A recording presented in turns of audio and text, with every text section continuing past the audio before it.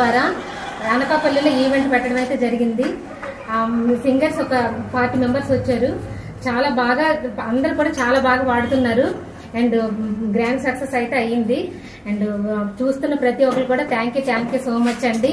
And మాకు support చేస్తున్న ఈ మీడియాకి కూడా thank you so much. And చూస్తున్న మీకు కూడా ఈ రోజు అనకాపల్లి జిఆర్కే మ్యూజిక్ ఈవెంట్ పెట్టడం జరిగింది.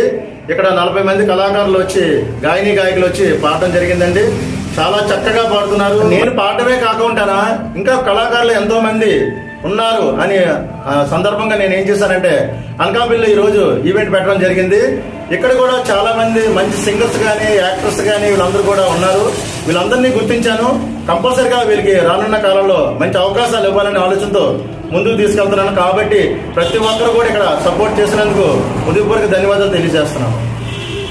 ఎంత సక్సెస్ అయిందంటే లీలా గారు చాలా సక్సెస్ గా ముందుకు నడిపించారండి.